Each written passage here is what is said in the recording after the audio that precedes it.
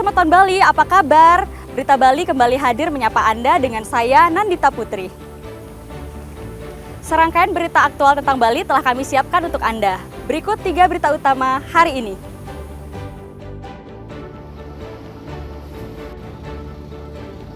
Dua peristiwa kebakaran terjadi di Karangasem. 1 orang tewas.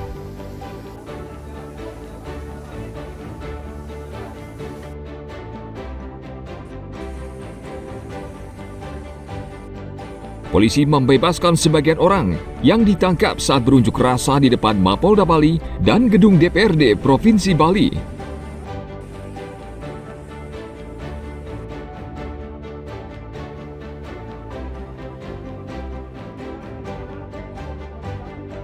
Ribuan pecalang Bali mengikrarkan diri menolak segala bentuk unjuk rasa berbau anarkisme.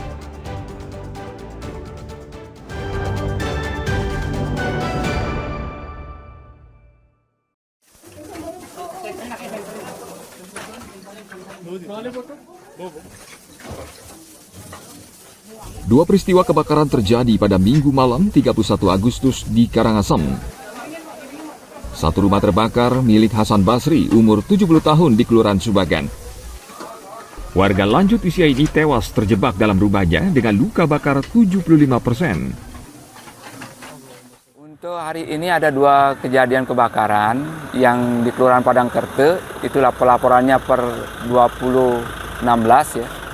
Sudah dilakukan penanganan, tidak ada korban jiwa. Kemudian kejadian yang kedua itu di Jalan Bukit Catu, Kelurahan Subagan, sudah dilakukan penanganan dan terdapat korban jiwa dengan kebakaran di luka bakar sekitar 75% itu dalam tubuhnya.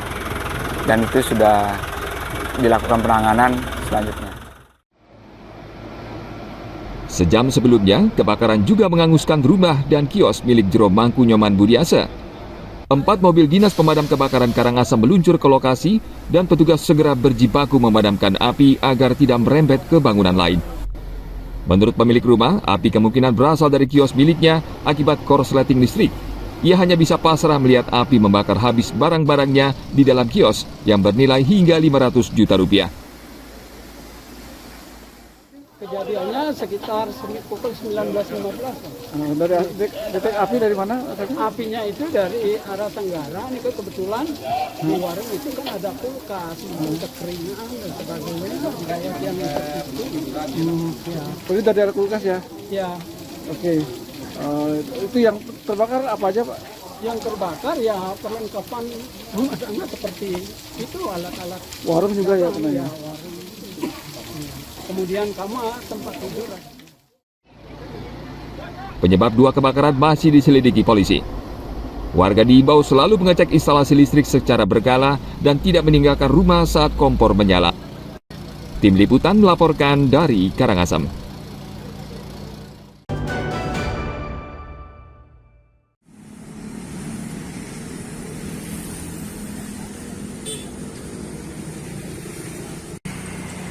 Polda Bali Senin lalu membebaskan sebagian orang yang diamankan saat berunjuk rasa di depan Mapolda Bali dan gedung DPRD Provinsi Bali. Namun beberapa di antaranya masih menjalani pemeriksaan karena diduga melanggar hukum karena melakukan pemukulan, perusakan, dan provokasi. Jadi kemarin sudah diperiksa di intensif, ada beberapa yang harus dilepas memang, harus dikembalikan, tapi ada beberapa juga harus terus melakukan pendalaman karena diduga terkait dengan kejadian apakah itu kekerasan, apakah itu memprovokasi, dan apakah itu membuat perusakan terhadap tempat atau tanda itu ya. Unjuk rasa terjadi Sabtu pekan lalu di depan Mapolda Bali dan gedung DPRD Provinsi Bali. Namun unjuk rasa berakhir ricu dan anarkistis. Petugas terpaksa mengamankan lebih dari 130 orang yang diduga melanggar hukum. Tim Liputan melaporkan dari Denpasar.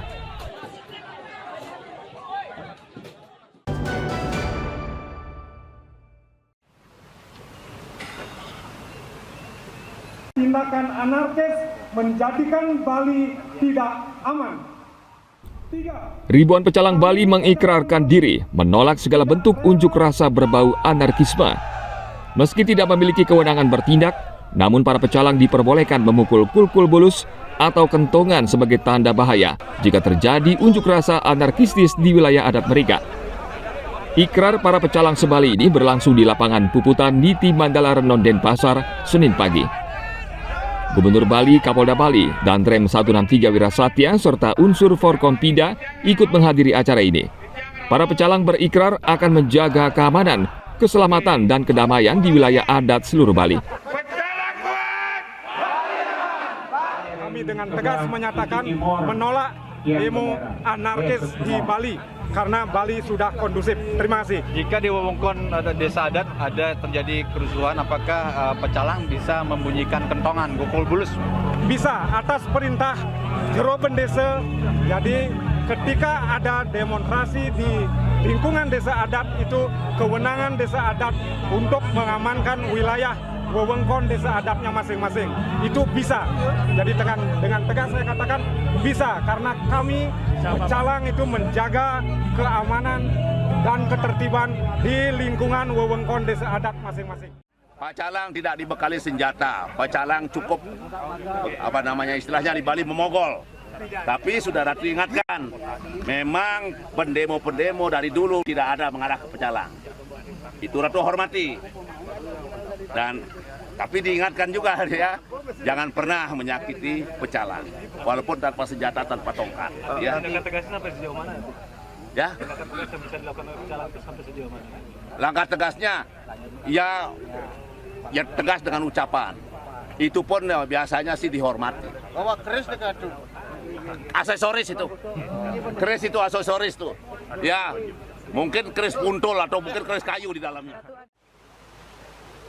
Para pecalang ini nantinya akan siaga di wilayah adat masing-masing, mulai dari tingkat desa hingga provinsi, terutama di wilayah yang memiliki fasilitas umum agar tidak terjadi perusakan dari tindakan anarkistis. Tim Liputan melaporkan dari Denpasar.